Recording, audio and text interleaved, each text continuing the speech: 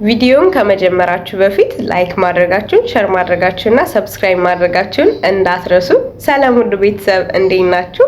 ዛሬ እንግዲህ ይዤላችሁ የመጣሁትኝ ያው በአዲስ ነገር ነው። ቪዲዮውን እስከሚለቀቅላችሁ ድረስ እንደማትችሉ ስላወቅኩ የአዲሱን ነገር ማታ የተናገረውን በተግባር ይዞላችሁ የሚመጣውን ነገር እስኪ ቀድሜ እኔ ወደ እናንተ ላድርስላችሁ ብዬ ነው። ልጁ ምንም ጤነኛ አይመስለኝም። ምክንያቱም ከሄርሜላ ጋር ሆኖ ደስተኛ ያልሆነ፣ ከሚስቱ ከልጁ እናት ጋር ሆኖ ደስተኛ ያልሆነ፣ አሁን ሌላ ሶስተኛ ሰው ወደ ህይወቱ ስለመጣ ደስተኛ ይሆናል ብዬ እኔ መገመት አላውቅም። በጣም ከባድ ነው እውነት ለመናገር ማለት ነው። የእውነቴን ነው የምላችሁ እንዴ በቃ ከእናንተ ጋር ደስተኛ አይደለሁም። ምን አይነት ሰው ወደ ህይወቱ ቢመጣ ነው የኔ ደስተኛ የሚሆነው?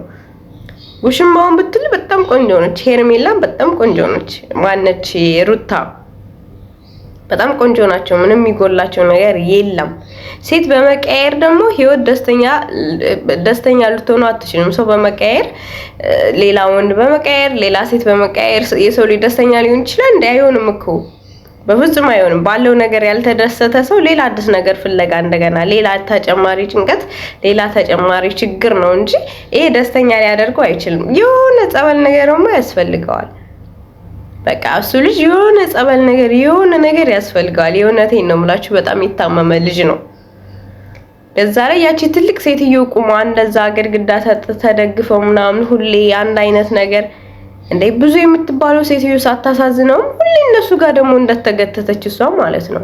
ሁሌ እነሱ ጋር እንደተገተተች። እስኪ አንቺ እንኳን ክብርሽን ጠብቂ። በቃ ትልቅ ሴት ነሽ፣ ክብርሽን አንቺ እንኳን ጠብቂ። ይሄው ዛሬ እንደምታዩት ሌላ አዲስ ሴት ይዞላችሁ ነው የመጣው። ሌላ አዲስ ሴት ማለት ነው።